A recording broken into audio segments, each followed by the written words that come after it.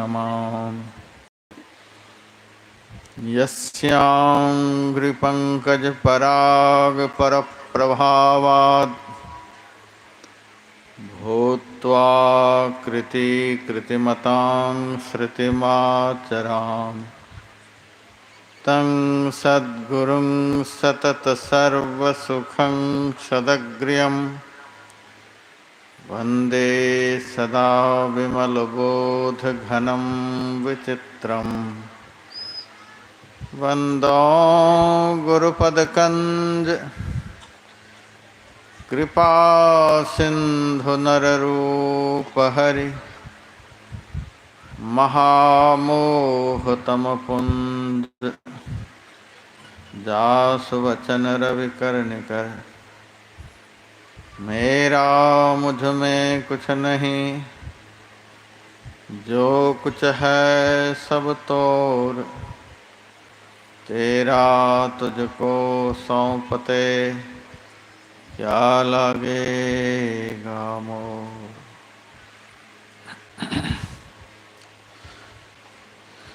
मंचस्थ अत्यंत आदर के योग्य सम्माननीय साधु समाज,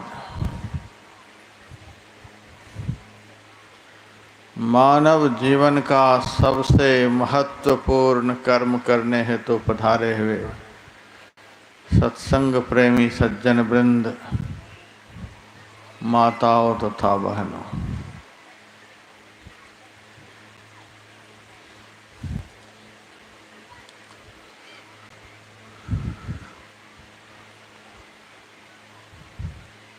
कल की भांति ही आज भी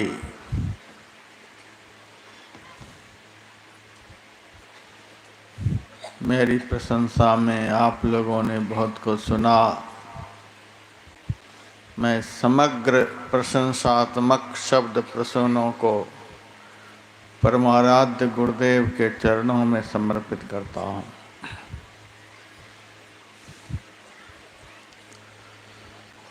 गुरु महाराज के नियमानुसार श्री रामचरितमानस का पाठ करके आप लोगों को सुनाया गया है।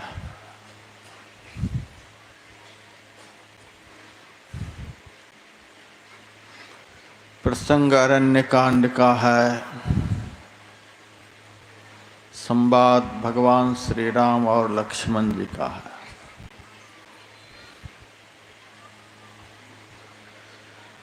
लक्ष्मण जी ने भगवान श्री राम से कुछ जिज्ञासाएं की हैं।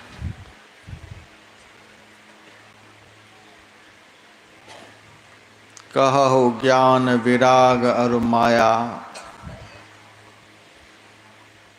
कहु सो भगति करहु जहि दाया। ईश्वर जीव भेद प्रभु सकल कहु समझाए।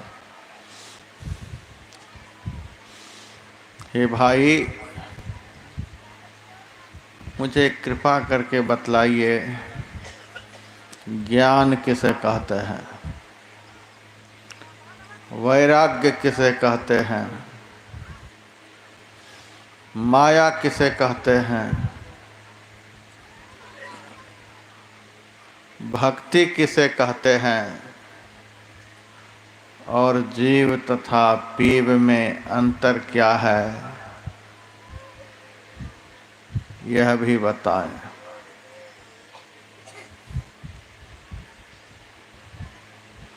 सकल कहु समुझाय में और भी बहुत बातें छिपी हुई है। भगवान श्री राम प्रश्न के क्रमों को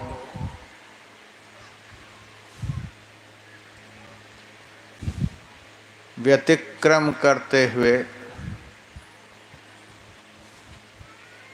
लक्ष्मण जी से कह रहे हैं, थोड़े ही मह सब कहूँ बुझाई। बहुत थोड़े से शब्दों में समझा करके कह रहा हूँ। उस माई को बिठा लीजिए।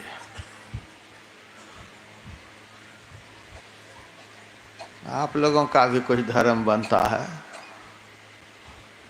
जिसके द्वारा व्यवधान हो, तो सब लोग निगरानी रखें। सुनहु तात मन मति चित लाई। शायद कल भी हम यह आप लोगों से कहे होंगे। जंगल का यह संवाद है, कहने वाले एक और सुनने वाले दो, बस 3 ही आदमी वहाँ हैं। तो भी भगवान श्री राम इस विषय को, इस ज्ञान को किस तरह से सुनने के लिए कहे हैं। सुनहु तात मन मति चित लाई। मन को लगा करके, बुद्धि को लगा करके, चित्त को लगा करके, इन तीनों को लगा करके सुनना पड़ता है। माताओं को ज़्यादा इन तीनों को लगाने की जरूरत है। आप सबके द्वारा ही दिव्य संस्कार का जन्म होता है। पुरुष वर्ग संस्कार का पोषण करने वाले हैं और मातृवर्ग संस्कार को जन्म देने वाली है। इनकी तरफ से संस्कार का पोषण होना चाहिए और आपकी तरफ से संस्कार का जन्म होना चाहिए। धर्मशास्त्र कहता है दुःशीलो मातृदोषेन।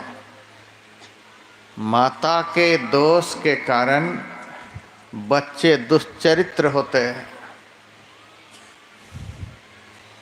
अब पिता के दोष के कारण पितृदोषेन मूर्खता, बालक अज्ञानी होता है, मूर्ख होता है। कार्पण्य वंश दोषेन, वंश दोष के कारण बालक कायर होता है। आखिर में कहा आत्म दोषो दरिद्रता, अपने दोष से आदमी दरिद्र होता है। माताओं बहनों, आपके द्वारा सुसंस्कारित बालक ही देश का निर्माण करता है। इसीलिए आपको सुनने की बड़ी आवश्यकता है,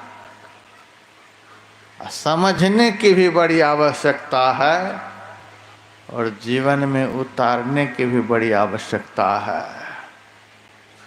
हिरण्यकश्यपु की पत्नी का नाम था कयाधु।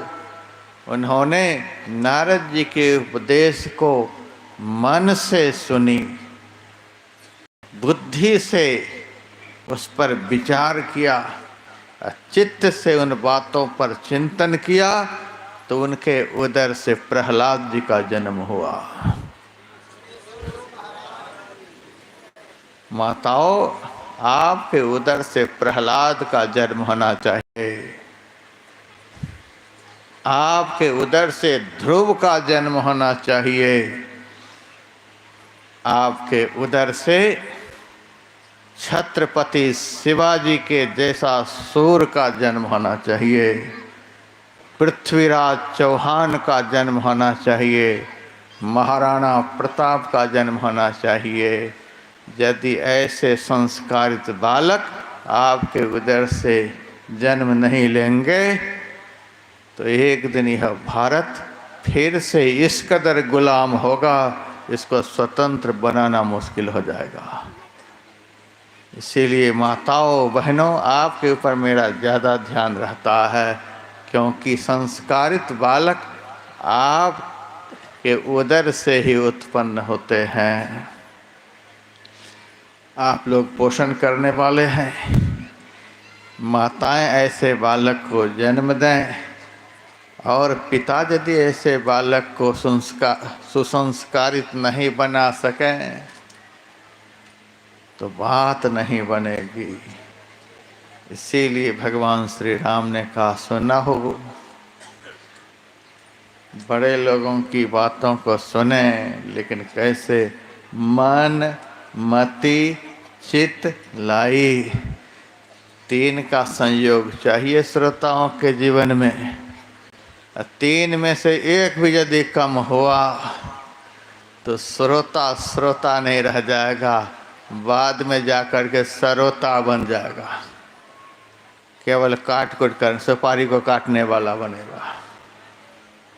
श्रोता बनना है। शृण्व शृण्व वेद में बहुत बार आया है, सुनो सुनो। सरोता नहीं बनो, श्रोता बनो। सत्संग में आया कीजिए, संतों का वचन सुनीजिए, फिर अमल कमाया कीजिए, फिर अमल कमाया कीजिए। ऐसा भी बनना है।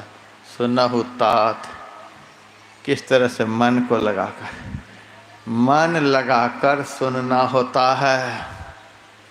अब बुद्धि को लगाकर विचारना होता है, और चित्त को लगाकर जीवन में उतारना होता है। इस तरह से सुनना है। तो सबसे पहले भगवान ने माया के विषय में सुनाया। क्यों सुनाया माया के विषय में?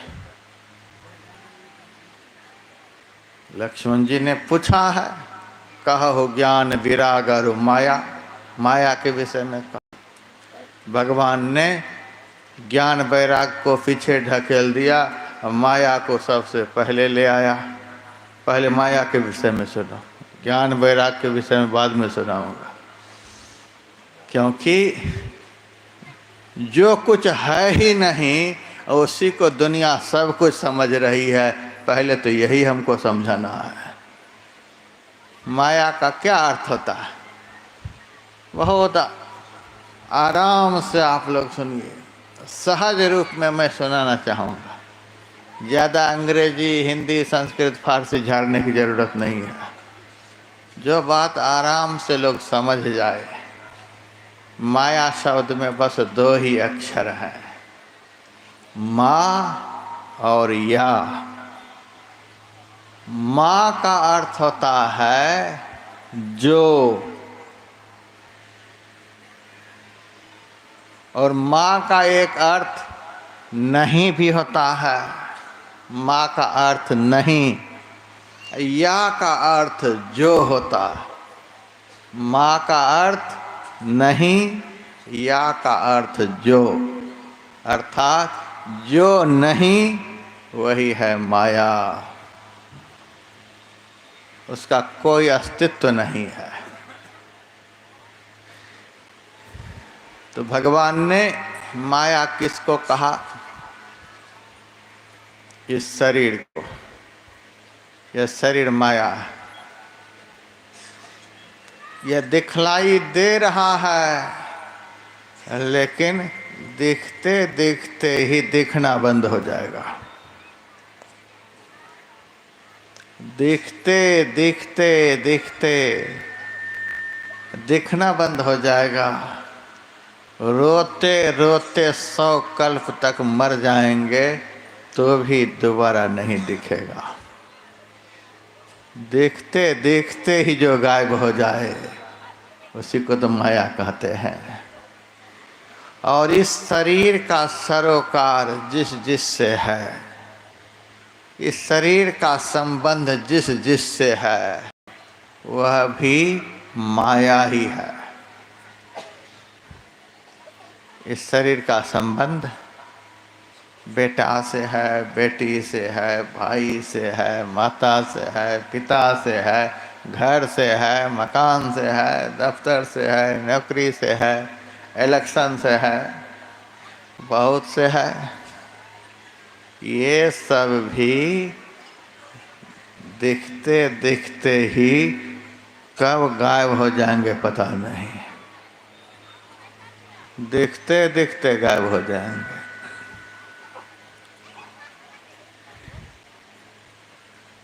अभी दिख रहे हैं, एक ही क्षण में भी गायब हो सकते हैं। श्वास चल जाएगी चलते चलते, समा बुझ जाएगी बलते बलते, क्या ठिकाना है इस जिंदगी का। एक बहुत बड़े साइंटिस्ट मेरे से मिलने के लिए आए थे। महाराज, भारत में मेरा नाम है, मैंने यह आविष्कार किया, वह आविष्कार किया, ये बनाया, वो बनाया, दुनिया भर का सब कुछ सुनाया। उसी समय बारिश होने लगी।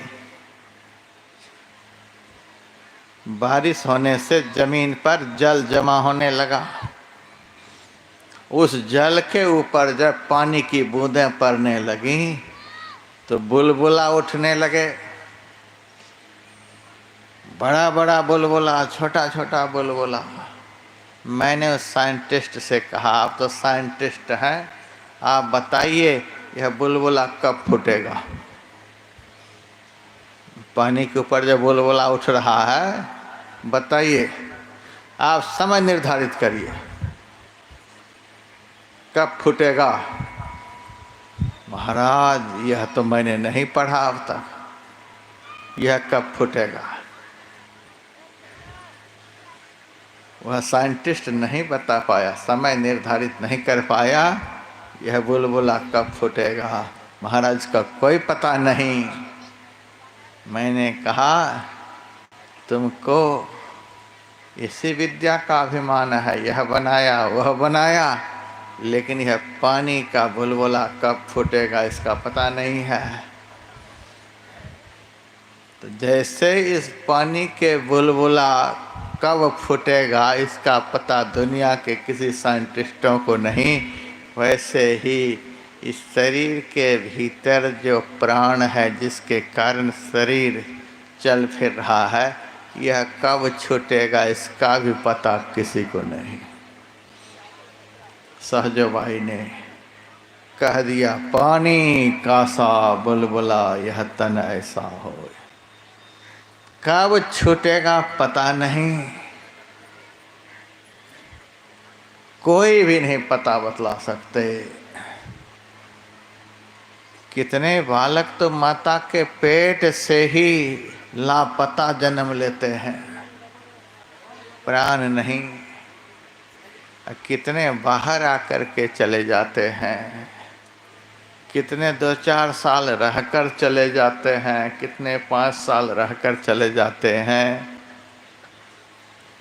कोई बंधन नहीं है जाने में।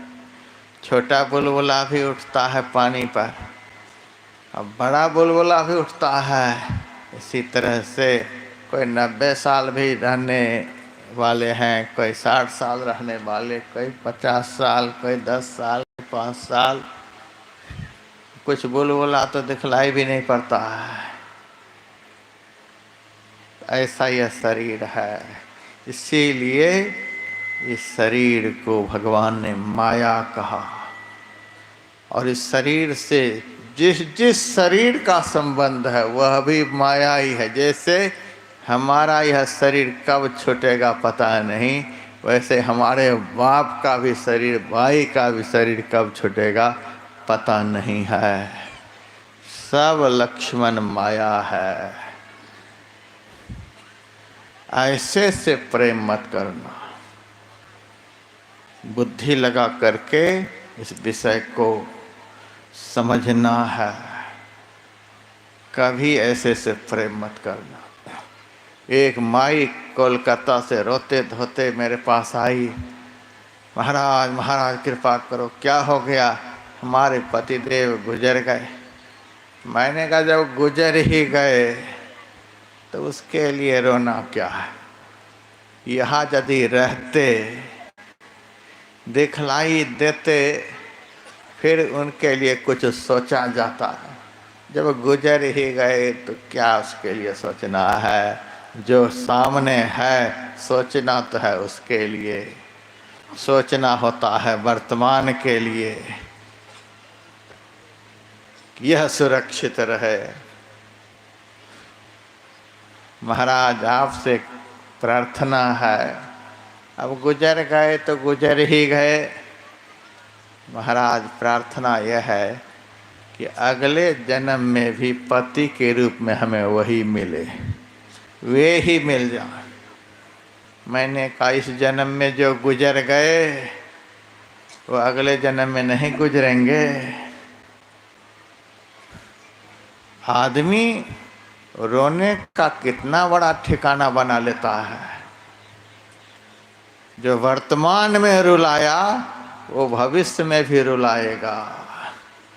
अगले जन्म में भी वे मरेंगे तो अगले जन्म के लिए भी रास्ता बना रही हो रोने का। तीसरे जन्म में पति बनेंगे तो तीसरे जन्म में भी मरेंगे।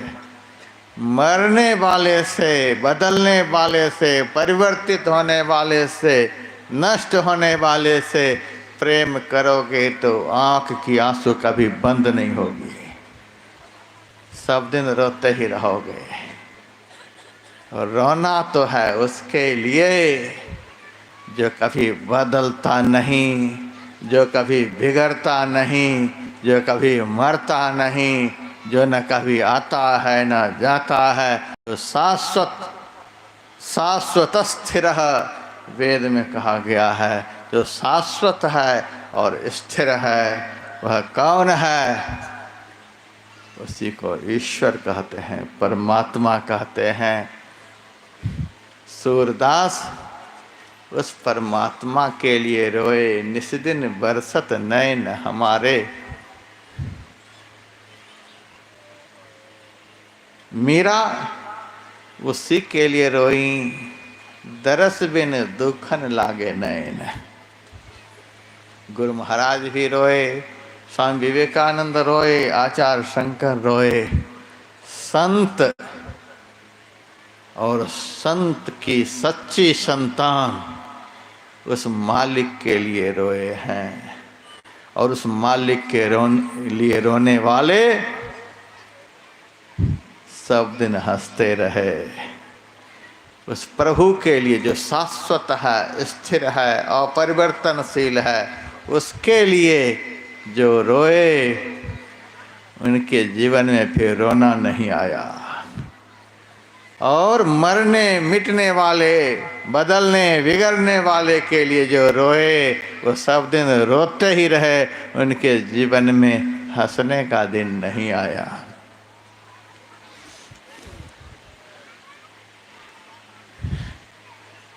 बहुत परिश्रम करके लोग मुख्यमंत्री बन जाते हैं। कितना परिश्रम होता है, मुखिया को भी पता चलता होगा। एक मुखिया बनने में कितना परिश्रम लगता है। अब मुख्यमंत्री की बात क्या, कितना परिश्रम करना पड़ा, दिन रात एक। उस परिश्रम काल में भी वह टेंशन में ही रहता है, परेशान ही रहता है। और जब मीडिया वाले के द्वारा एग्जिट पोल सुनता है तभी से दिमाग घूमना शुरू हो जाता है। और पोल में जब पोल हो जाता है तब तो रोने का अलावा कुछ नहीं। ये संसार का पदार्थ ऐसा ही है, संसार की सत्ता ऐसी ही है जो दिखती है कि सुख है, सुख है, सुख है। मिलने वाले को भी सुख नहीं, कुर्सी हिलने वाले को भी सुख नहीं, किसी को सुख नहीं है। कल पता चलेगा आप लोगों को 5 राज्यों का रिजल्ट आने वाला है। यहाँ का सत्संग खत्म होगा और 5 राज्यों का रिजल्ट भी खत्म होगा। कितने हंसेंगे, कितने रोएंगे। और हंसने वाले भी 100 दिन नहीं हंसेंगे, वो भी टेंशन में ही। ये संसार का सुख, यह माइक सुख है। भगवान राम ने इसको माया कहा है। राष्ट्रपति की कुर्सी हिल जाती है, प्रधानमंत्री की कुर्सी हिल जाती है, जिसकी भी कुर्सी हिल जाती है उसके नाम में भूत लग जाता है। भूतपूर्व राष्ट्रपति, भूतपूर्व प्रधानमंत्री, भूतपूर्व मुख्यमंत्री, भूतपूर्व एसपी, डीएसपी, मुखिया, क्यों भूत लग जाता है? अब देखिए उनको, जिसकी कुर्सी हिली उनको देखिए। कई एक जो पद पर थे हमसे बातचीत करते थे, कुर्सी हिलने के बाद कई साल गुजर गए, आज तक खोज खबर भी नहीं लिया, कहाँ दुबक गए, इतने टेंशन में हैं, बड़े टेंशन में। जब तक पद नहीं मिला है तो भूत की तरह नाचते रहो, हमको वोट देना, हमको वोट देना, हम ताजमहल बना देंगे, सड़क बना देंगे, हम ये कर देंगे, हम वो कर देंगे। भूतों की तरह गलियों गलियों में नाचते रहते हैं। पद हाथ लग गया तो उसको बचाने में परेशान रहते हैं। कुर्सी खिसक गई तो फिर क्या कहा जाए, पद में भूत लग जाता है। क्योंकि यह माइक पद है, यह कुछ है ही नहीं, इसीलिए इस पद को पाने वाले कभी भी शांति से नहीं रहते हैं। अयोध्या में जब राम राजा बने और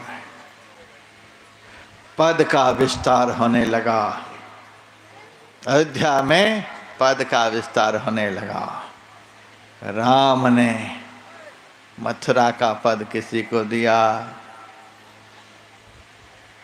वृंदावन का पद किसी को दिया, प्रयागराज का पद किसी को दिया। भगवान तो चक्रवर्ती सम्राट थे, सभी भाइयों को अलग अलग पद दिया। विभीषण को लंका का पद दिया, सुग्रीव को किष्किंधा का पद दिया, सबको पद दिया। हनुमान जी मन ही मन सोच रहे थे, यदि हमको पद मिला तो अनर्थ हो जाएगा। हनुमान जी अतुलित बलधामं हेम शैलाभ देहम, सोना के पहाड़ के समान देह वाले अपनी देह को बहुत छोटा बनाकर किसी एक कोने में दुबक गए कि भगवान की दृष्टि मेरे ऊपर न पड़ जाए। हनुमान जी पद नहीं चाहते हैं, छिप गए कि यदि हमको पद मिल गया तो जैसे पद के मिलते ही सुग्रीव को अयोध्या से किष्किंधा जाना पड़ गया, विभीषण को अयोध्या छोड़ करके लंका जाना पड़ गया। जिनको जहाँ का पद मिला भगवान अपने पास उनको वहाँ भेज दिया। हनुमान जी सोचते हैं जैसे पद मिलेगा कि भगवान से दूर होना पड़ेगा। संसार का पद तो कब रद्द हो जाएगा पता नहीं।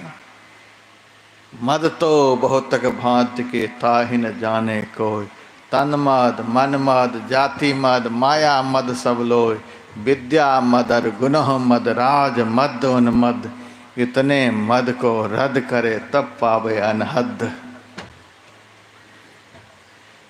यदि कोई पद मिलेगा तो हमको यहाँ से दूर जाना पड़ेगा।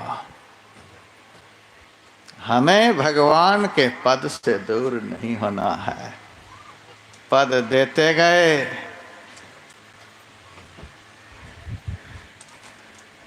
और सब भगवान से दूर होते गए। देखिए पद का सुख है, भगवान से दूर होते गए। इसीलिए हनुमान जी पद नहीं चाहते, एक कोने में दुबके हुए हैं। और जब भगवान ने देखा कि सब चले गए, जब मैदान खाली हो गया कैसे आदमी दुबक करके रह सकता है। जब सब चले गए तब हनुमान जी दिखलाई देने लगे। मैया सीता कहती है प्रभु इस प्यारे हनुमान को तो कुछ दिया ही नहीं, का अब दूंगा सबसे प्यारा है, इसीलिए इसके लिए सबसे बड़ा पद है। ये तो जो मुंह से बोले, सबको तो मैंने दिया, अब हनुमान जी जो अपने से बोलेगा वह मैं दूंगा। हनुमान जी को बुलाया, बेटा हनुमान अब तू अपने से मांग, तू कौन सा पद चाहता है, कहाँ का पद चाहता है। हनुमान जी भगवान से कहा, हे प्रभु आप हमको अपना मानते हैं कि पराया। भगवान ने कहा, तुमको तो मैं सबसे ज्यादा अपना मानता हूं। सुन सुत तो ही उरिन में नहीं, तुमसे तो मैं कभी उरिन हो ही नहीं सकता। तो हमारा सबसे अधिक प्यारा है, इसीलिए बाद में तुमसे कह रहा हूं तो मांग। हनुमान जी ने कहा, आप हमको घाटे में डालना चाहते हैं कि मुनाफे में? हम तो मुनाफे के लिए तो मुझसे कह रहे हैं। नहीं नहीं, यदि आप हमको कुछ देंगे तो हम घाटे में रह जाएंगे। कैसे? कहा, हमको तो पहले से ही बहुत मिला हुआ है। क्या मिला? अभी तो आपने सबको एक एक पद दिया, किसी को मथुरा का पद दिया, किसी को लंका का पद दिया, किष्किंधा का, सब एक पद है। व्याकरण का सूत्र है, सुप तिङन्तं पदं सुबन्तं तिङन्तं च पद संज्ञम स्यात्। यह सब एक पद है। और प्रभु आपको पता है, हमको तो इस बंटवारा से पहले से ही दो दो पद प्राप्त हैं। दो पद कहाँ प्राप्त हैं? का प्रभु इस चरण को भी तो पद ही कहते हैं। ये आपके दोनों चरण ये पहले से ही प्राप्त हैं। इस चरण में इतनी ताकत है कि जो इस चरण को पकड़ लेता वो आपसे कभी दूर नहीं होता है। आपकी शरण में रहना, इससे बढ़कर बड़ा पद कौन हो सकता है? इससे बढ़कर आनंद की बात क्या हो सकती है? भगवान वेदव्यास जी से शिष्यों ने पूछा था, ब्रह्म का स्वरूप क्या है? भगवान वेदव्यास जी ने कहा, आनंदमयोभ्यासात्, ब्रह्म का स्वरूप ही आनंद है। हाथ पैर आँख कान नाक वाला वह ब्रह्म नहीं, जिसका स्वरूप आनंद है। साकार का दर्शन होता है और निराकार का अनुभव होता है। शरीर का दर्शन होता है और शरीर में रहने वाले का अनुभव होता है। किस रूप में अनुभव होता है? आनंद के रूप में। अनुभव गम्य भजहि जहि संता, शाश्वत आनंद के स्वरूप परमात्मा है। तो परमात्मा के दर्शन से ही शाश्वत आनंद प्राप्त होता है। और वहाँ से जैसे जैसे दूर होते गए, यदि आप परमात्मा को चाहते हैं तो आनंद आपके साथ में, यदि आप परमात्मा से चाहते हैं तो माया आपके हाथ में। माया के चक्कर में तो यह जीव परमात्मा से बहुत दूर हो जाता है, नजदीक में रहते हुए भी बहुत दूर। जब कंस के कारागार में कृष्ण का अवतार हुआ, अवतार होते ही कारागार का अंधकार खत्म हो गया। वसुदेव देवकी की हथकड़ी बेड़ी खुल गई, कारागार का फाटक खुल गया। वसुदेव जी भगवान को टोकरी में लेकर माथे पर रख लिए और यमुना पार कर गए। पहुंच गए गोकुल। यशोदा मैया के बगल में भगवान को लिटा दिए और वहाँ यशोदा के उदर से योग माया का जन्म हुआ था। उस योग माया को टोकरी में रख लिए। जैसे ही वापस कारागार में आए, कारागार का द्वार बंद हो गया। जितने रखवाले पहरेदार सोए हुए थे सब जग गए। फिर घोर अंधकार हो गया और हथकड़ी बेरी से जकड़ गए। क्या मतलब हुआ? जब तक भगवान के सानिध्य का अनुभव हो रहा था तब तक तो सारे बंधनों से मुक्त थे। उस सानिध्य से दूर हो गए, योग माया के चक्कर में पड़ गए तो फिर से हथकड़ी बेरी। एक दुष्ट अतिशय दुख रूपा, यही बस जीव परहि भवकूपा। भगवान ने माया के विषय में कहा। भगवान के पिता तपस्या के बल से कहलाए, लेकिन माया के बस में हो गए तो हथकड़ी बेड़ी से जकड़ गए। भगवान भी नहीं छुड़ा पाए कि माया ऐसी है। शरीर माया, संसार माया या परिवार माया, और यह एक समान रहने वाली नहीं है, ये बदलने वाली है। इससे यदि प्रेम हो गया तो आपका आनंद भी बदलेगा, सुख बदलेगा, सुविधा बदलेगी, शांति बदलेगी। जो बदलने वाला है उससे प्रेम करेंगे तो आपका भी जीवन का सब कुछ बदलता जाएगा। इससे स्थिर सुख प्राप्त नहीं होगा। मैंने पहले ही बताया, सबके नाम में भूत लग जाते हैं, लेकिन मैंने धर्म ग्रंथों में पढ़ा, ध्रुव जी ने भी देह का त्याग किया, प्रहलाद ने भी देह का त्याग किया। बहुत बड़े बड़े संत भक्त हुए संसार में, सब ने देह का त्याग किया। देह तो किसी का नहीं रहा, लेकिन किसी के नाम में भूत लगा है। भूतपूर्व प्रहलाद, भूतपूर्व ध्रुव, भूतपूर्व नानक कबीर सूर तुलसी, भूतपूर्व महर्षि में ही परमहंस।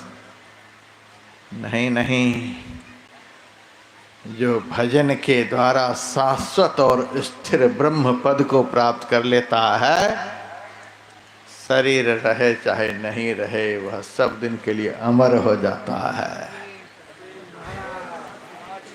कीर्तिर्यस्य स जीवति, दुनिया में जिनकी कीर्ति है वह सदैव जीवित है, जिनकी कीर्ति नहीं वो मर गए।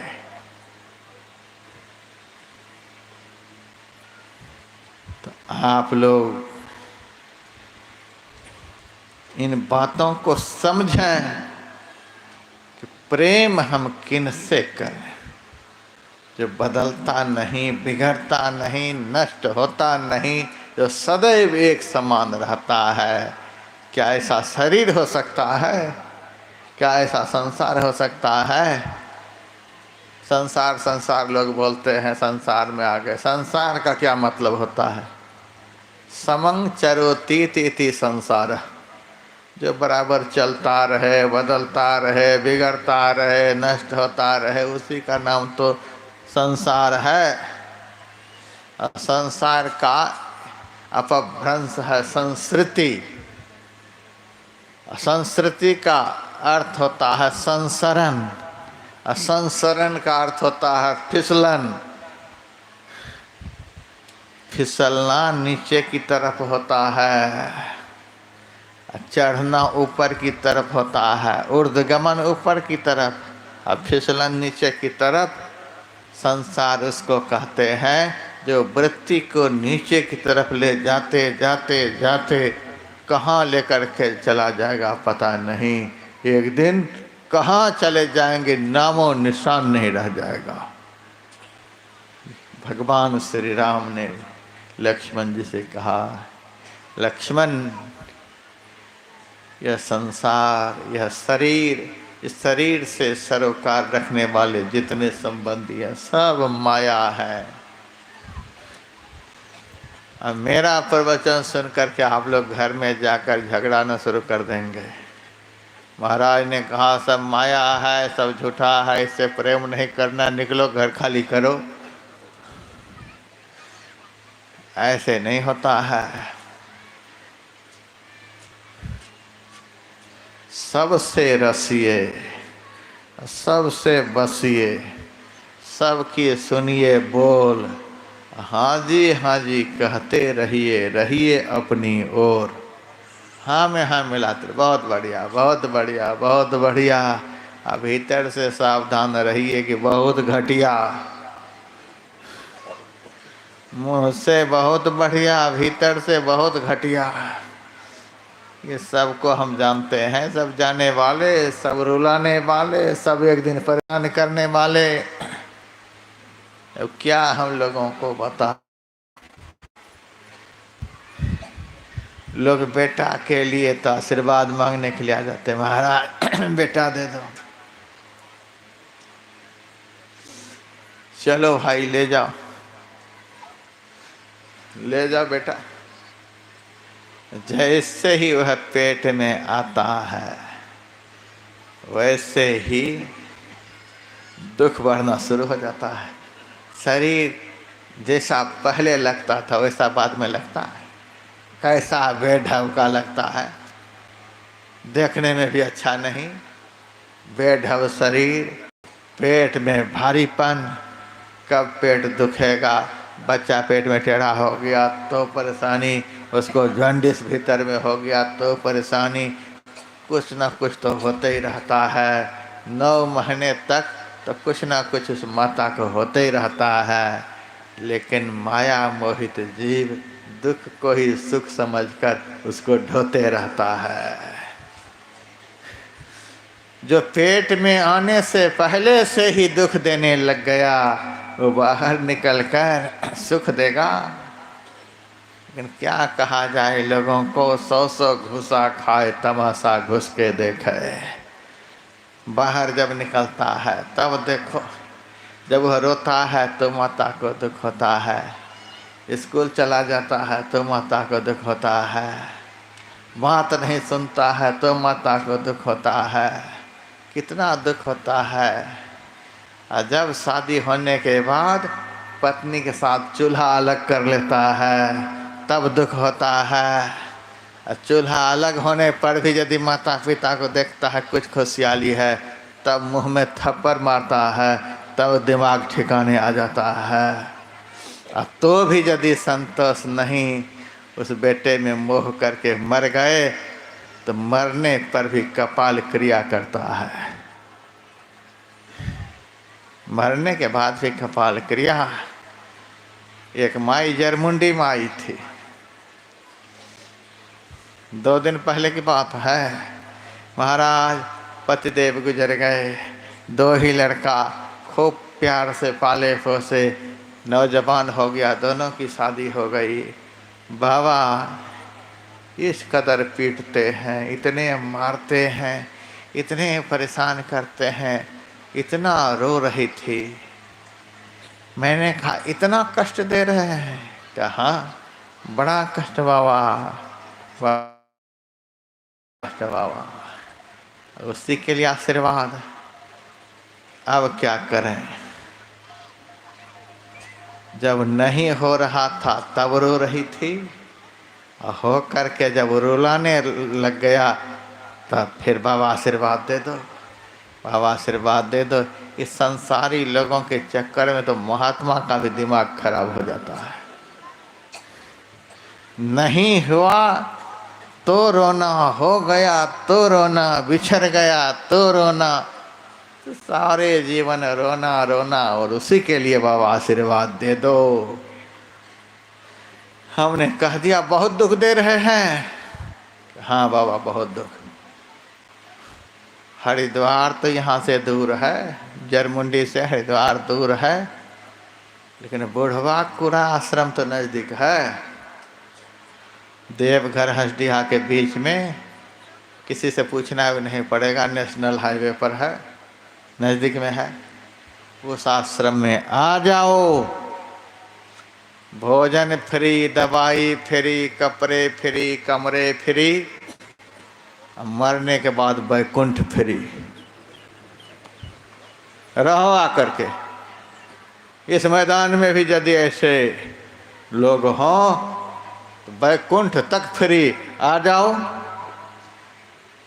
हमको आपने दूध नहीं पिलाया है, पिलाया किसी ने दूध? हमको किसी ने पेट में नहीं ढोया है, हमको किसी ने अपने बिस्तर पर नहीं सुलाया है। हम आपके बच्चे नहीं, बेटे नहीं। हम तो कहीं जन्म लिए हैं, कहीं पाले पोसे गए हैं, फिर भी आप लोगों को माँ और बहन शब्द से संबोधित करते हैं। और अभी भी मैं आप लोगों को बुला रहा हूँ, आइए मेरे पास, और माँ की तरह आपकी सेवा होगी। बहुत वृद्ध लोग हरिद्वार आश्रम में रहते हैं, बहुत वृद्ध लोग बेंगलोर में रहते हैं, मैसूर में रहते हैं, जम्मू कश्मीर में आश्रम है, वहाँ रहते। दुनिया भर का आश्रम मैंने ऑल इंडिया में बना दिया है, सब जगह आकर के रहते हैं, किसी को भगाया नहीं जाता है। भागते तो हैं अपने कर्म से। उस माई को कहते रहा, माई रोती रही। महाराज उसी के दिमाग को थोड़ा सा बदल दो, दिमाग को बाबा बदल दो। अब उसको कैसे छोड़ सकते हैं? यही है माया। कितना भी दुख हो, एक दुष्ट अतिशय दुख रूपा, राम ने माया को दुख का रूप बताया और तुम सुख का रूप समझ रहे हो। कटिहार जिले से एक बुढ़ा आया मेरे पास, बाबा हम रहेंगे। अच्छा, इस उम्र में रहने का मन कैसे हो गया? इस उम्र में तो वैराग्य नहीं होता, बचपन में वैराग्य हो जाएगा, जवानी में वैराग्य हो जाएगा, लेकिन बुढ़ापे में वैराग्य नहीं होता। इसीलिए कि बुढ़ापे में सबसे ज़्यादा मोह उत्पन्न होता है, सबसे ज़्यादा माया घेरती है, सबसे ज़्यादा दुनिया में उसका आकर्षण हो जाता है। बुढ़ापे में मोह छूटता नहीं है। तुमको कैसे वैराग्य हो गया? वह बुढ़ा कहता, वैराग्य हुआ तो नहीं था, लेकिन वैराग्य करा दिया गया। कैसे वैराग्य कराया? महाराज रेलवे में नौकरी करते थे, रिटायर हो गए, 25-30 लाख रुपए मिले, दोनों बेटों ने बांट लिया, हमको नहीं दिया। अब पेंशन पा रहा हूँ, 15-16 हज़ार मिलते रहते हैं। 28 दिन तक तो लात जूते देते हैं, 29वां दिन से चाय पान शुरू होता है, क्योंकि 2 दिन के बाद पैसे मिलेंगे, तब चाय पान शुरू करते हैं। और वो 2 दिन के चाय पान में इतना आकर्षण है कि बेटे को साथ लेकर के बैंक में जाते हैं, निकाल कर हाथ में दे देते हैं, और फिर 28 दिन लात जूते। बड़ा बुढ़ा खुश रहता है। 28 दिन में जब थकावट उतर जाती है, तब 29वां दिन चाय पी करके फिर उसी को पैसे देने के लिए जाते हैं। एक दिन मैंने कहा कि बेटा, सारे जीवन तो तुम ही को दिया, कभी कहीं गए नहीं। सुनने में आया है व्यासानंद बाबा ने बहुत जगह आश्रम बनाया है, तो कम से कम हरिद्वार का आश्रम देख लेता, देहरादून का आश्रम देख लेता। 2-4 हज़ार दे दो बेटा, देख आएंगे, मर जाएंगे तो फिर मन में रह जाएगा। लड़का कहता, अच्छा आप देहरादून हरिद्वार देखेंगे, चलिए पहले घर लेकर के गए, कमरा में बंद किया। दोनों भाई लोहा के रड से बुढ़ा को इतना पीटा, पूरा शरीर लोहू लोहान। बुढ़ा दिखा रहा था, ये देखो बाबा, इसी कारण वैराग्य हुआ। मैंने कहा कोई बात नहीं, पेंशन देते रहो बेटे को, तुम्हारे पेंशन की कोई ज़रूरत नहीं, और यहाँ आराम से रहो। वैकुंठ तक फ्री की बात मैंने कह दी, रहो आराम से। पर रहने लगा। 7 दिन के बाद कहता है, बाबा आज्ञा हो तो जाऊं। अब कहाँ जाओगे? वहीं जाऊं बाबा जहाँ से आया हूँ। तो दिन तो लोहू लोहान शरीर दिखला रहा था। अब क्या हो गया? घाव चोखा गया है बाबा, घाव चोखा गया। ताज़ा हो जाए तो साधु के पास आ जाओ, और चोखा जाए तो फिर लात जूता के लिए वहीं चले जाओ। माया कहते हैं किसको? इसी को तो माया कहते हैं। राम ने तो दूसरी तरह से कहा, लेकिन राम की बात से ज़्यादा इस पंडाल में असर नहीं होगा।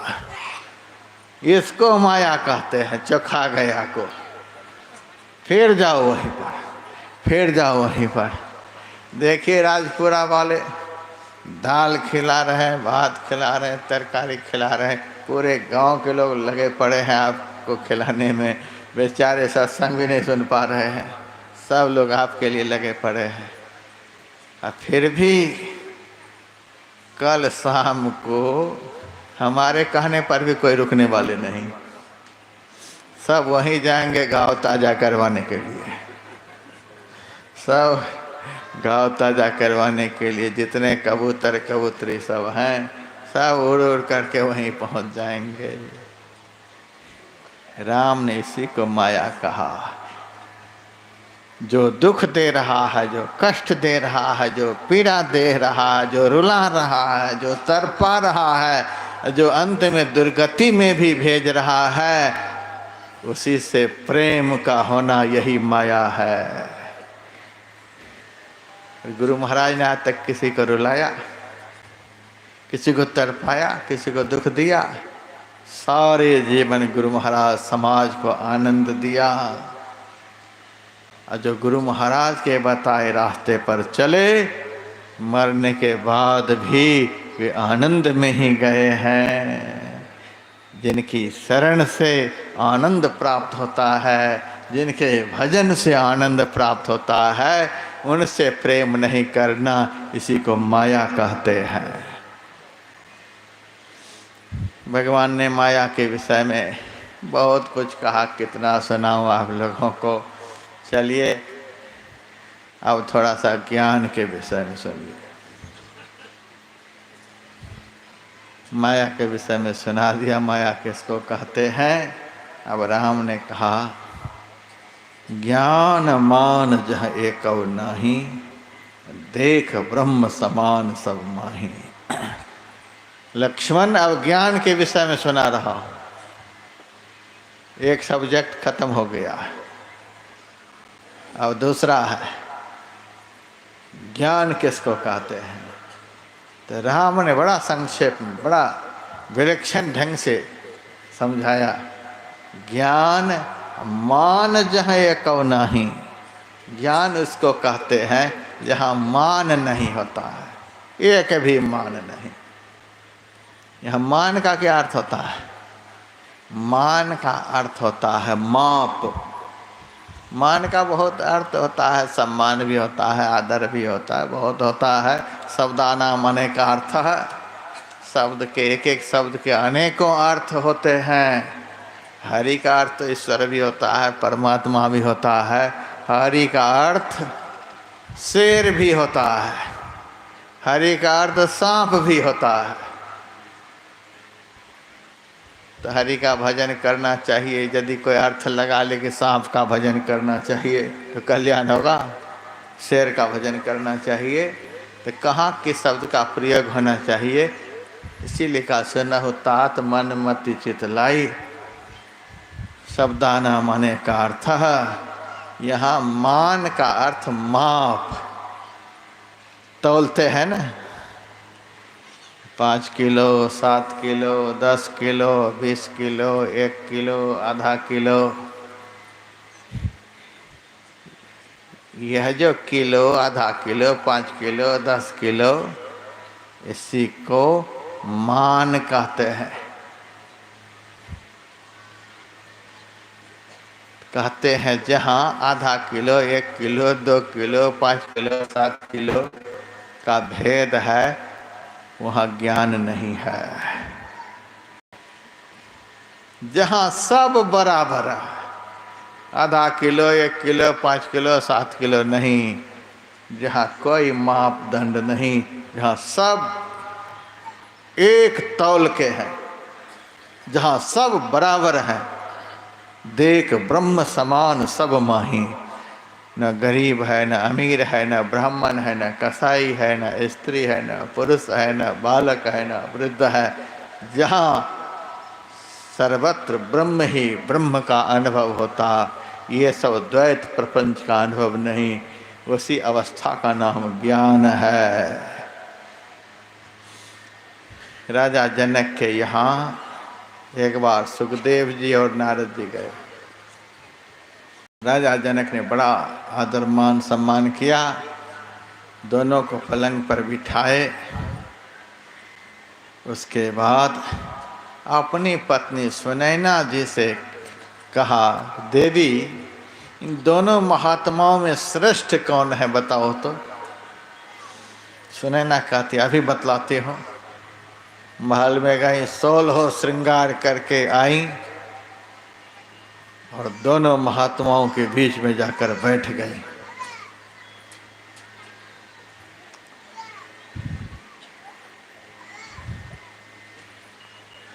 दोनों महात्माओं के बीच में आकर के बैठ गए। नारद जी तो बड़े भिन्न आए। अरे पगली, इतनी बड़ी विज्ञानी की पत्नी होकर के थोड़ा भी धर्म भाव नहीं, साधु महात्मा के प्रति आदर मान सम्मान की भावना नहीं, साधु संत के बीच में आकर के बैठ गए।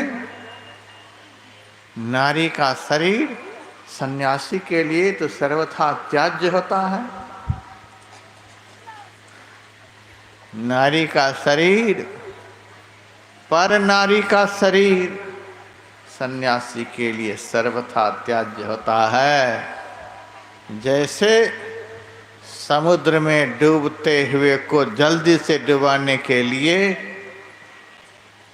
गला में पत्थर का होना महाप्रलयकारी, उसी तरह से यदि कोई सन्यासी नारी के चक्कर में पड़ गया तो डूबने में कोई देर नहीं, बहुत जल्दी वह डूबेगा। बहुत बच करके सन्यासी को रहना पड़ता है। लाल का कमाल खत्म हो जाता है यदि साधु बन करके इस चक्कर में पड़ गए। दोनों महात्माओं के बीच में जब बैठी, नारद जी बहुत धिक्कारे फटकारे। संन्यास धर्म के अनुसार उन्होंने ऐसा कहा। सुनैना जी तुरंत बोल उठी कि सुखदेव जी श्रेष्ठ हैं। जनक जी ने कहा, कैसे? कहा, नारद जी की दृष्टि में अभी स्त्री पुरुष का भेद बना हुआ है। स्त्री है, ये पुरुष है, लेकिन सुखदेव जी की दृष्टि में ना स्त्री है ना पुरुष है, दोनों में एक को ही देख रहे हैं, ये महाज्ञानी पुरुष है।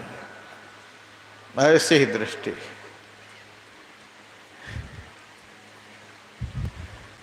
नहीं जन्म जाको, नहीं मृत्यु जाको, नहीं बाल यौवन जरापन है जाको, जिसे नाही होती अवस्था ये चारो, जो न कहता ये वर्ण में चारो, जो जारे जरे ना, जो काटे कटे ना, जो सारे सरे ना, जो मारे मरे ना, सभी के परे जो परम तत्व रूपी सोई आत्मा है, सोई आत्मा है। उसी को अंग्रेजी में सोल कहते हैं।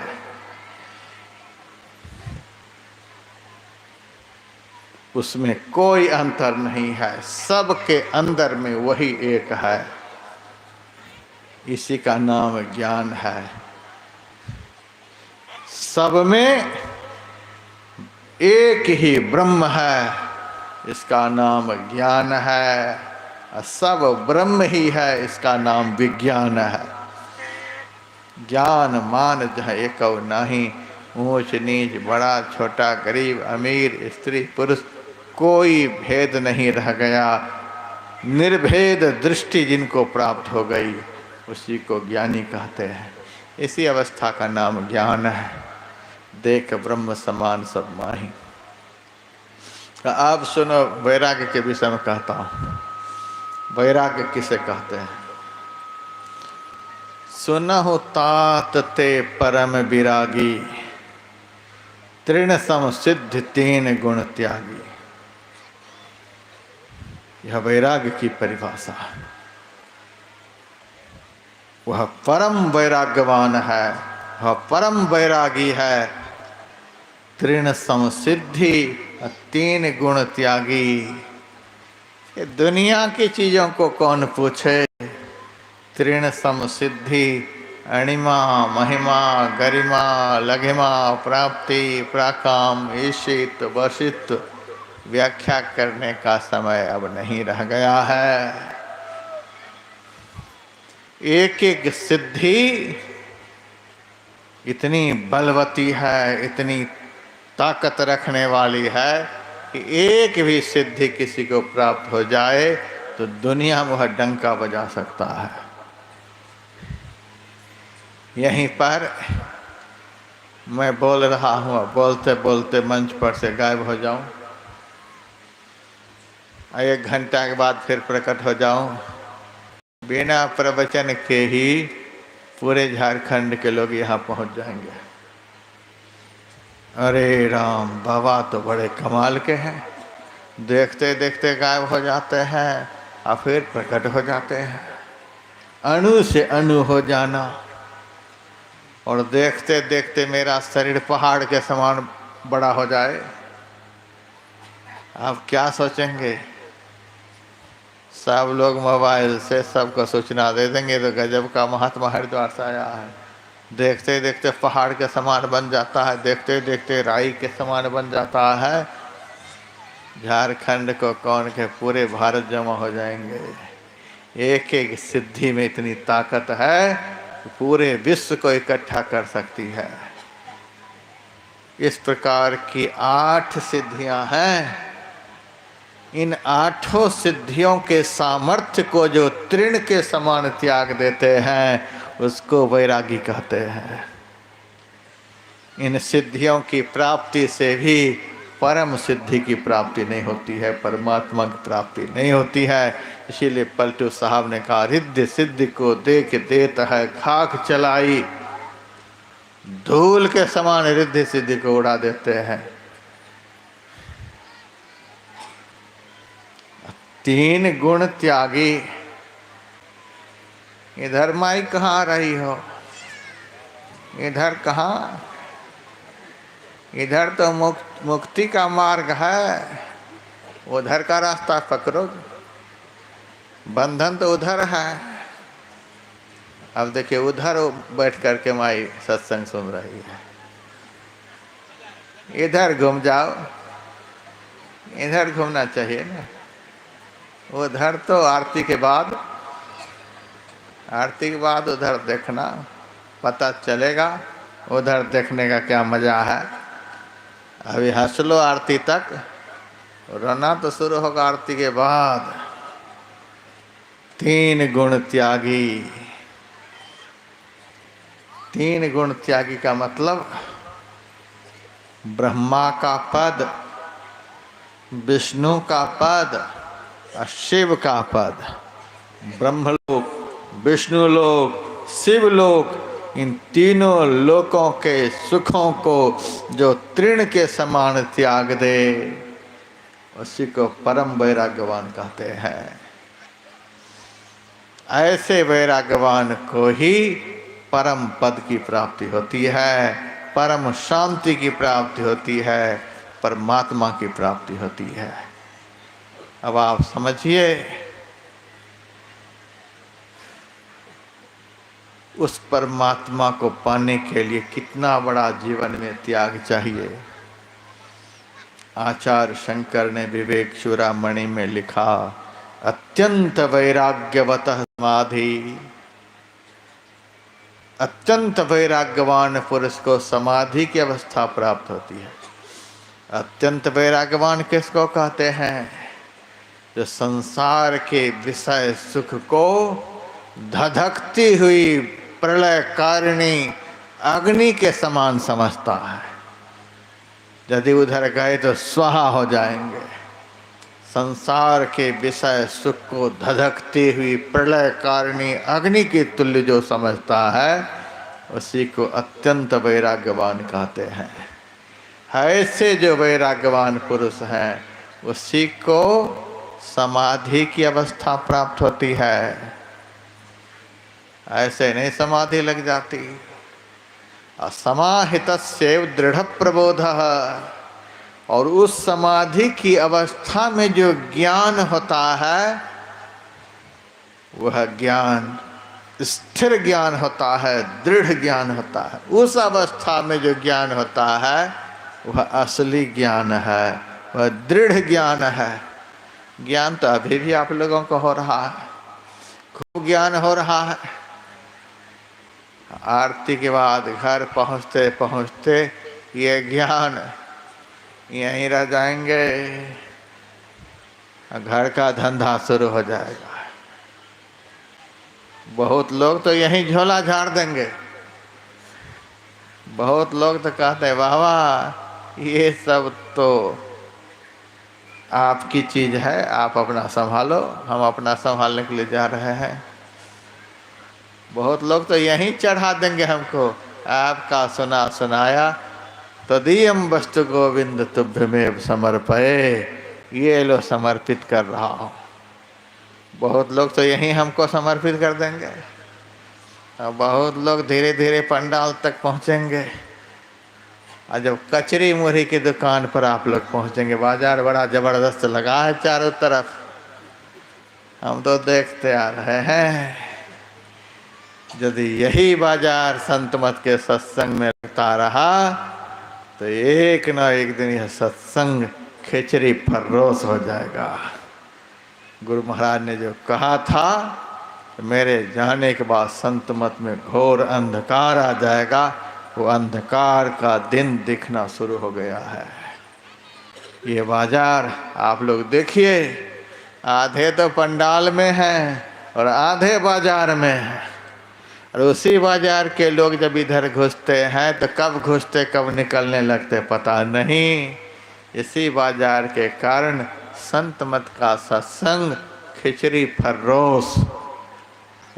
फर्रोस हो रहा है। न तो हमारे सत्संगी भाई बहनों में से रोकने का कोई सामर्थ्य है। आयोजक को तो सब दुकान वाले 100, 200, 500 पकड़ा देते हैं, तो आयोजक क्यों आमदनी के सोर्स खत्म करें?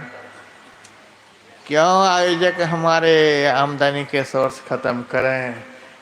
2-4 जिल्द तो कट ही जाएंगे बाजार में, काहे के लिए घाटा में पड़ेंगे? लेकिन घाटा में तो आप नहीं पड़ेंगे, लेकिन घाटा में संत मत को डालेंगे। घाटा में संत मत को डालेंगे।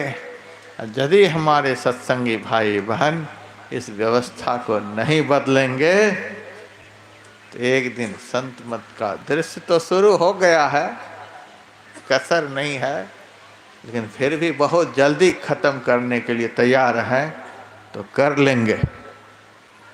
प्रत्येक सत्संगी भाई बहन को आयोजक बनना पड़ेगा और कर्मठ कर्म योगी बनना पड़ेगा। मैंने सुबह सुनाया था, राधा स्वामी मत का सत्संग कहाँ पहुँच गया। कितनी संस्थाएं हैं भारत में, आप जाकर के देखिए कहाँ से कहाँ वो संस्थाएं पहुँच गईं। उनके वॉलंटियर इतने दुरुस्त हैं, यदि मेरे मुंह से यह शब्द निकल जाता तो सारे वॉलंटियर खड़े होकर सारी दुकान में आग लगा देते, दुकान में आग लगा देते। दुकान के सारे सामानों को लूट लेते, दुकानदारों को भगा देते। दूसरे सत्र में हमको बोलना नहीं पड़ता। लेकिन आप लोग बड़े परहेज में आप लोग हैं। कौन दूसरे का मामला अपने हाथ में ले? नहीं लेना चाहते, कोई बात नहीं। आपसे भी ज़्यादा परहेज में अब हम हैं, बहुत परहेज में हम हैं। हमको थोड़े इलेक्शन लड़ना है गोड्डा जिला में।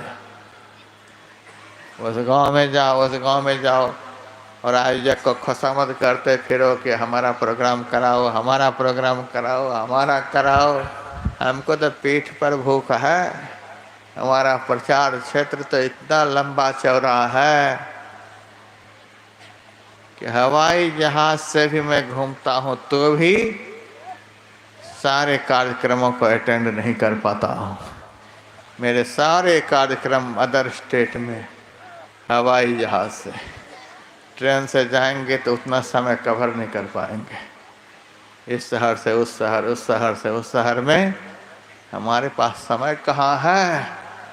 जो बुढ़वा कुड़ा से 50, 60, 70 किलोमीटर की दूरी तय करने में 3 घंटे लगाऊं, हमारे पास समय का। गाड़ी बदल ली मैंने रास्ते में। ये देखिए एक भगत जी है, वो नई गाड़ी लेकर के गए थे। इतना ऊंचा नीचा, इतना ऊंचा नीचा। हमने सोचा दूसरी गाड़ी में कोई शांति मिल जाए।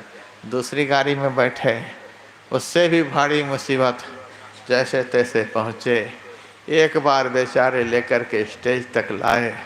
अब देखिए रास्ते देखिए।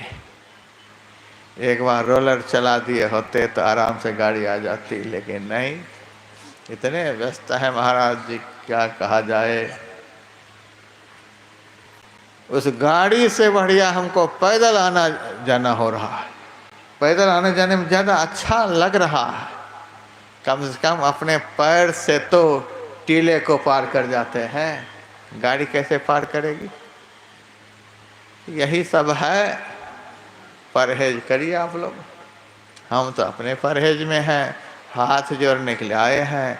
यदि इसी तरह से चलता रहा तो हाथ जोड़ने के लिए आए हैं। बहुत हैं झोला छाप, सड़क छाप, गलियों में घूमने वाले। आप करते रहिए सत्संग, झोला छाप सत्संग हो जाएगा। लेकिन जिससे दुख भंजन होगा वो सत्संग नहीं हो पाएगा।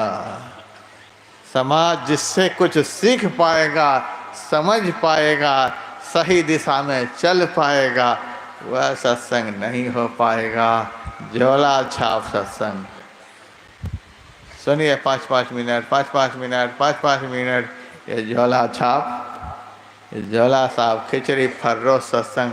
आ रहे हैं, जा रहे हैं, उठ रहे हैं, बैठ रहे हैं। माताएं देख रहे हैं किस कदर उबल रही है। इतने परेशान हो गए 1 घंटा में ही कि कब निकलती कब भागती, कब निकलती कब भागती। इतना बड़ा आयोजन में कम से कम 100 स्वयं सेवक और 1 महीना से प्रशिक्षित स्वयं सेवक होना चाहिए, तब व्यवस्था कंट्रोल में आती है। एक भी हमारे स्वयं सेवक नहीं, क्योंकि सारे स्वयं सेवक तो वहाँ भोज में हैं। भोज में हमारे स्वयं सेवक हैं। ये भजन में काहे के लिए कोई लगेंगे? एक उठे डंडा लेकर के, अभी उठे हैं। वो बैठ गए थे, सभी मस्त हैं, कौन किसको संभाले। सुनहु तात ते परम विरागी, तृण संसिद्ध 3 गुण त्यागी। समाधि की अवस्था में दृढ़ ज्ञान होता है, जो ज्ञान डामाडोल नहीं होता। अब बाकी बिना समाधि का ज्ञान तो बड़ा डामाडोल। पंडाल में ही भूल जाएंगे, बाहर जाते जाते भूल जाएंगे, कचरी जलेबी की दुकान पर पहुंचते पहुंचते भूल जाएंगे, फुका वसूली, झुमका झुमकी लेते लेते, बाजार पार करते करते, तो हमारी माताएं तो बस केवल भोजन बनाना ही घर पर बाकी रह जाएगा। अब पुरुष लोग तो कुछ टिकाऊ हैं। ये पुरुष हैं, पुरुषार्थी है तो कुछ टिकेंगे, और फिर 2-4 दिन दफ्तर हुआ कि बस हो गया। अदृढ़ ज्ञान बिना ध्यान समाधि के होता है। दृढ़ ज्ञान समाधि होता, समाहितस्य दृढ़ प्रबोध, प्रबुद्ध तत्व से ही बंध मुक्तिर। और दृढ़ ज्ञान में ही बंधन से मुक्ति होती है। शरीर संसार के बंधन में यह जीव बंधा हुआ है, उस बंधन से मुक्ति मिल जाती है। मुक्तात मनो नित्य सुखानुभूति, नित्य सुखानुभूति इति मुक्ति। नित्य सुख की अनुभूति का ही नाम मुक्ति है। सुनहु तात ते परम विरागी, जो वैराग्य इस परिणति तक जीव को पहुंचा देता है वही असली वैराग्य है। सुनहु तात ते परम विरागी, तृण सम सिद्ध तीन गुण त्यागी, तृण सम सिद्ध तीन गुण त्यागी। माया ईसन आप कह जान कहिए सो जीव, बंध मोक्ष पर सर्व पर माया प्रेरक शिव। हम भी जल्दी जल्दी में ही हैं माई, हम भी अब जल्दी में ही हैं, कोई बात नहीं, फटाफट अब आरती लगवाने वाले हैं, कोई बात नहीं। यह प्रचार हुआ है गोड्डा जिला में, यह प्रचार हुआ है। जिस जिला में हमारे दादा गुरु भी प्रचार करने के लिए आए, बाबा देवी साहब, जिस जिला में 50 संत मत सत्संग मंदिर और सैकड़ों बार हमारे गुरु महाराज आए। महर्षि संतसेवी परमहंस आए, महर्षि साहे स्वामी परमहंस आए। अब तो परमहंस का तांता लगा हुआ है, सारे परमहंस घूमते रहते हैं। और सत्संग का ये दृश्य है। इन सत्संगी भाई बहनों को जैसे क्लास में बच्चे को पढ़ाया जाता है उस तरह से पढ़ाना होगा, उस तरह से पढ़ाना होगा। तब ये झोले ले ले करके आरती से पहले नहीं भागेंगे। अब देखिए, गाली तो हम बक नहीं रहे हैं, तो नाराज होकर के चल दिए। उन्हीं के कल्याण के लिए बोल रहे, अपने कल्याण की बात भी सुनने के लिए तैयार नहीं है। ये संत मत का प्रचार गोड्डा जिला में, जहाँ सबसे ज़्यादा प्रचार हुआ वहाँ सबसे ज़्यादा अंधकार का दृश्य सामने है। और हमने सुना कि 50 कार्यक्रम गोड्डा जिला में हो चुके हैं, 25-30 और होने वाले। एक साल में जहाँ सैकड़ों कार्यक्रम होते हैं वहाँ के सत्संग की यह दुर्गति है। क्यों यह दुर्गति है? राधा स्वामी मत का सत्संग होता है एक जिला में 2 दिन का, एक साल में 2 दिन का कार्यक्रम होता है और 45 मिनट का, एक सत्र 45 मिनट का, ज़्यादा से ज़्यादा 1 घंटा का। और महाराज जी आते हैं, उनके सारे वॉलंटियर हर चौराहे पर खड़े होते हैं। आप आइए उनके कार्यक्रम को देखिए, सारे वॉलंटियर चौराहे पर खड़े होंगे, मुंह से कोई बोलेंगे नहीं, इशारे से रास्ता बताएंगे, इधर से जाइए, इधर से जाइए। पूरे पंडाल में उनके वॉलंटियर घूमते रहते हैं। एक भी माई नहीं, एक भी पुरुष नहीं। इस कदर नाकेबंदी होती है पंडाल की कि कोई बाहर नहीं निकल सकता, न सत्संग के समय कोई भीतर आ सकता, न कोई खड़ा हो सकता, न इधर उधर खिसक सकता। तब वे लोग अपने अनुयायी को इस कदर से गढ़ते हैं, जो भी सिखलाते हैं इस कदर सिखलाते हैं कि उनके अनुयायी को बदलना बहुत मुश्किल है। और हमारे सत्संगी प्रति वर्ष 10-15 हजार दूसरी संस्था में कन्वर्ट हो रहे हैं, क्योंकि ये समझ ही नहीं रहे। इनको तो बच्चे की तरह से पढ़ाना है। साल में 1 बार 2 दिन का होता है, और उसी में पूरे जिला भर के लोग सहयोग करते हैं। साल भर में बस 1 ही बार चंदा, और वह चंदा बड़े खुश होकर के लोग देते हैं, क्योंकि साल में 1 ही बार देना है। वह आयोजन में जितने आते हो इतने प्यासे होते हैं। आहा, अब तो 1 साल के बाद ही महाराज जी पधारेंगे। उनके अनुयायी महाराज जी के दर्शन के लिए, उनके प्रवचन के लिए इतने प्यासे कि उनको पता ही नहीं लगता है कि घंटा कब पास हो गया। यहाँ तो 4 दिन के बाद वहाँ, 3 दिन के बाद वहाँ, 2 दिन के बाद वहाँ, 1 दिन के बाद वहाँ। अरे महाराज जी का तो ये धंधा है, चल रहा है, और हमारा भी चल रहा है। गरीब सत्संगी सब है ही, सब जगह भोज हो ही रहा है। घर में तो जैसे तैसे खा पी लेते, कम से कम यहाँ दाल भात तरकारी तो है, चल रहा है, आ रहे हैं, जा रहे हैं। यदि यही दृश्य रहा तो गुरु महाराज का वचन चरितार्थ हो जाएगा। हम लोगों को अब पंडाल में बैठ करके गुरु महाराज से बहुत प्रार्थना करनी चाहिए। गुरु महाराज, बहुत अंधकार का दृश्य देख लिया, अब इस वचन को वापस ले लो। आपने जो कहा है मेरे जाने के बाद अंधकार हो जाएगा, इस अंधकार के दृश्य को हमने देख लिया, बहुत हो गया गुरु महाराज, अब इस वचन को वापस ले लो, अब संत मत में प्रकाश होने दो। गुरु महाराज के समय में एक अखिल भारतीय, एक जिला वार्षिक, एक जिला में एक प्रखंड स्तरीय, जिला भर के लोग जिला वार्षिक में चंदा करते थे।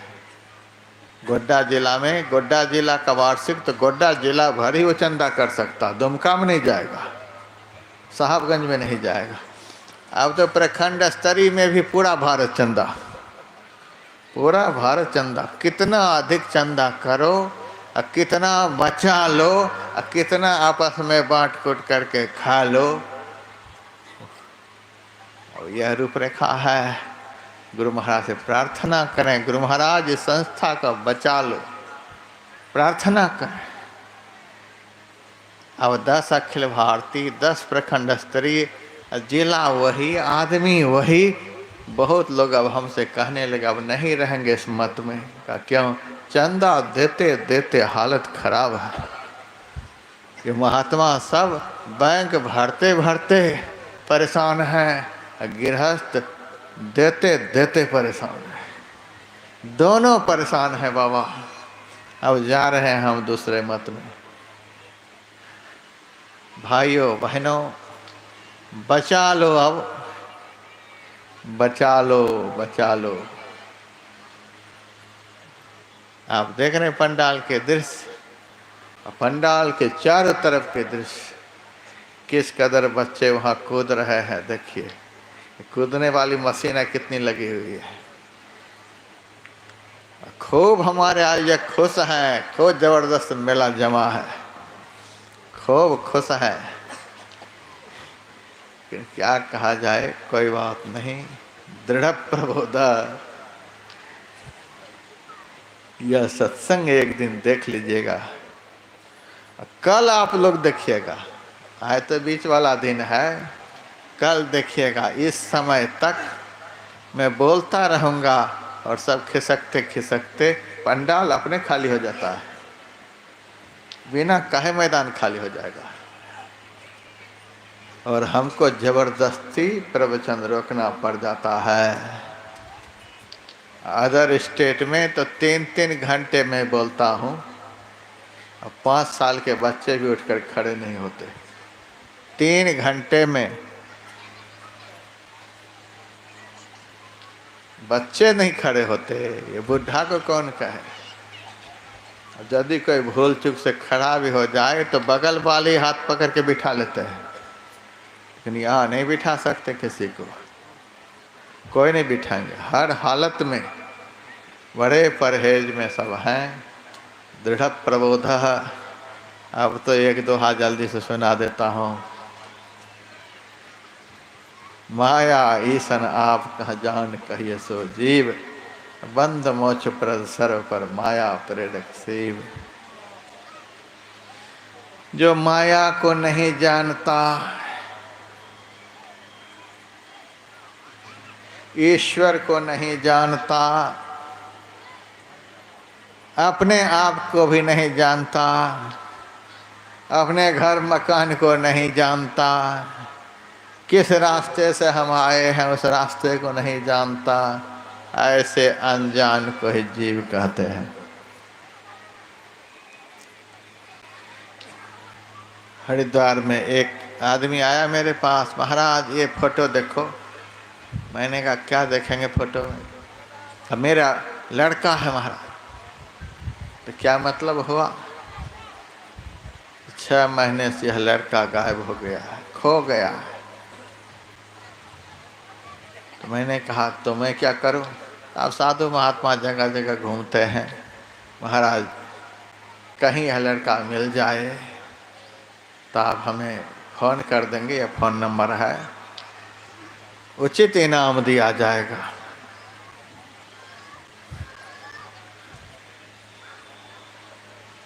मैंने कहा तो महाराज यह लड़का है, इस लड़का को अपने माँ बाप का पता है कि नहीं? तो पता तो है। तो महाराज यह लड़का है, इस लड़का को अपने घर का पता है कि नहीं? जरूर है। तो महाराज यह लड़का है, इस लड़का को अपना पता होगा कि नहीं होगा कि हम कहाँ हैं? तो जरूर होगा। और तो महाराज यह लड़का है, यह लड़का कहाँ रहता होगा उस स्थान का पता है कि नहीं? तो जरूर होगा। मैंने कहा जब इतना पता है तो घर जरूर पहुंच जाएगा। हमें तो चिंता तुम्हारी है कि तू घर पहुंच पाएगा कि नहीं। कैसे महाराज? मैंने कहा तुम्हारा लड़का तो खो गया है, लेकिन तू खुद लापता हो गया है। खोजने वाला लापता हो गया है। वह आदमी कहता हम लापता हो गए? तो बिल्कुल। कैसे? मैंने कहा तुमको अपने माता पिता का पता है? हाँ है। कहाँ है? तो मुंबई में है। मैंने कहा मुंबई में इस शरीर को जन्म देने वाले माता पिता हैं, तुमको किसने जन्म दिया है? तुम कौन? तुम शरीर के शरीर में रहने वाला। तब कहता हम तो शरीर में रहने वाले, शरीर में रहने वाले को किसने पैदा किया है? महाराज उसका पता नहीं। तो बता तुमको अपने माता पिता का पता है?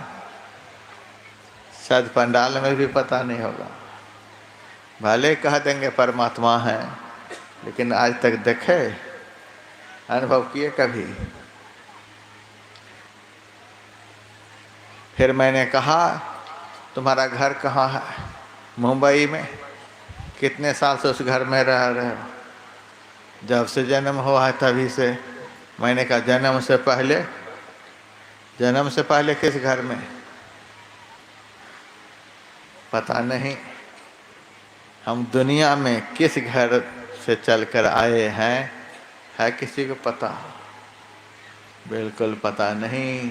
जा घर आवागमन होई, सो घर खोजहु भाई रे। और हमारे गुरुदेव ने भी लिखा, जनी लिपटोरे प्यारे जग परदेसवा, सुख कछु हिमा नाही, यह परदेसवा काल को भेसवा, जोरे आवे दुख पाही, सुधे करो प्यारे हो आपन देश के, जहाँ कलेश कछु नाही। हम तो वहाँ के रहने वाले हैं। अपने घर का पता है महाराज? नहीं। मैंने कहा तुम कौन हो? क्या नाम है तुम्हारा? तो नाम बता दिया, सच्चिदानंद पांडे। यह तो तुम्हारे शरीर का नाम है, तुम्हारा क्या नाम है? मैं तुमसे पूछ रहा हूँ, जो शरीर में रहने वाला उनसे पूछ रहा हूँ, महाराज हमारा नाम तो जीव है, आज तक पता चला ये जीव कैसा है? तुम जानते हो अपने को? अपने को भी नहीं। इस शरीर में रहते कहाँ हो यह तो बताओ। 3.5 हाथ का शरीर है, शरीर में कहाँ रहते हो? कभी हाथ बताए, कभी पैर बताए, यह जीव शरीर में कहाँ रहता है यह भी पता नहीं। मैंने कहा अब बता तो लापता है कि नहीं लापता है? इसी का नाम जीव है, जो परमात्मा को नहीं जाने, परमात्मा धाम को नहीं जाने, अपने स्वरूप को नहीं जाने और अपने निवास स्थान को नहीं जाने, ऐसे अनजान को जीव कहते हैं। बंधन देने वाले को, मोक्ष देने वाले को, माया को प्रेरित करने वाले को, संसार का सर्जन करने वाले को, पालन करने वाले को और सब कुछ करते हुए सबसे परे रहने वाले को ईश्वर कहते हैं। स्वतंत्र को, सर्व ज्ञान संपन्न को ईश्वर कहते हैं। यही ईश्वर और जीव में भेद है। जो सब जानते हैं, सबको जानते हैं, सब कुछ कर सकते हैं, वह ईश्वर है। जो कुछ भी नहीं जानते और कुछ भी नहीं कर पाते, संसार में केवल रो रहे हैं, बिलख रहे हैं, तड़प रहे हैं, तरस रहे हैं, दिन रात धक्के खा रहे हैं, सुख आनंद के लिए दिन रात परेशान हैं, उसी को जीव कहते हैं। जीव और पीव का भेद बतला दिया। उसके बाद धर्म किसको कहते हैं, योग किसको कहते हैं, मोक्ष किसको कहते हैं।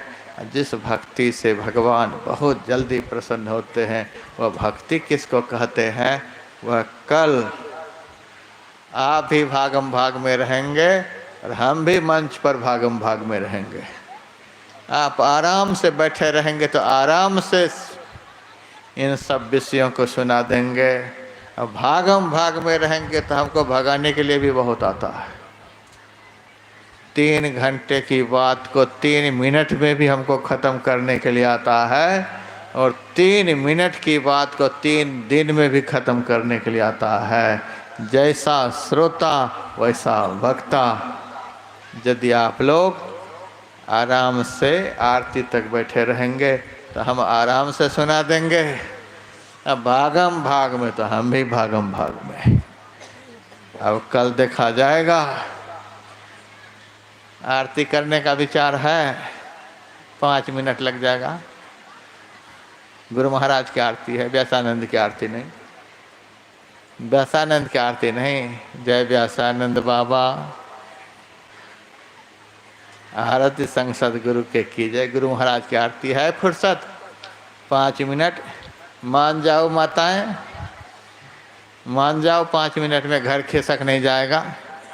लड़के बच्चे घर छोड़ करके नहीं जाएंगे। 5 मिनट दया कर दो। दया की भीख मांग रहा है व्यासानंद हरिद्वार से आकर के। 5 मिनट के लिए दया करना आप लोग दिखला दो। एक साधारण देवी देवता की भी आरती किए बगैर लोग पूजा को बंद नहीं करते। ये तो परम देव सदगुरुदेव की आरती है। इनकी भी आरती के लिए 5 मिनट फुर्सत बना लो। हाथ जोड़ करके प्रार्थना, माता से ज़्यादा, क्योंकि इनको मनना तो शिव जी के लिए भी दुर्लभ है। शिव जी भी नहीं मना पाए, परीक्षा लेने के लिए सती चली गई। और इधर तो बेचारे यह पुरुष हैं, अब क्या करेंगे ये भी बेचारे। तो दोनों से प्रार्थना कि 5-6 मिनट लगेगा। आरती कर लो, आरती कर लो, आरती कर लो। करने वाले मंच पर तैयार हो जाओ, आरती करके जाएं। मन करे तो बहुत सारी पुस्तक हरिद्वार से आई हुई है, जबरदस्ती नहीं करेंगे। क्योंकि गरम गरम जलेबी के सामने संत में ही लीलामृत क्या टक्कर लेगा। गरम गरम कचरी मुरही के सामने महर्षि में ही ज्ञान प्रकाश क्या टक्कर लेगा। महर्षि में अनुभव प्रकाश में 108 प्रवचन, ज्ञान प्रकाश में 16-16 प्रवचन, 7 खंड हैं। और एक से एक हीरो हीरोइन के चित्र यहाँ बिक रहे हैं। उनके सामने सदगुरु महर्षि में ही का चित्र क्या टक्कर लेगा। देख लीजिए, बहुत बढ़िया बढ़िया पुस्तक, बहुत बढ़िया बढ़िया गुरु महाराज का चित्र आया हुआ है। लेकिन देख लीजिए कि कचरी, तेजपत्ता, झाड़ू बुहारू, जलेबी, रसगुल्ला, बतासे, ये आपको यहाँ से ले जाना उचित है। यहाँ से ये संत साहित्य सदगुरु का चित्र लेकर के जाना यहाँ के लिए उचित है। अब आपके ऊपर निर्णय है। 2 घंटा भाषण सुनाया, अब जो उचित अनुचित हो आप लोग कर सकते हैं। मेला में तो घूमना उचित है, संग में बैठना यह उचित है। अब आपके ऊपर निर्भर करता है। आरती करो।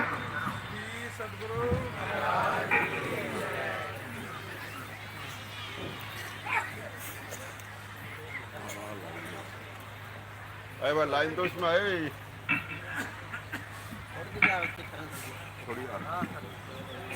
आरती संग सतगुरु के कीजय, अंतर ज्योत होत लख लीजय।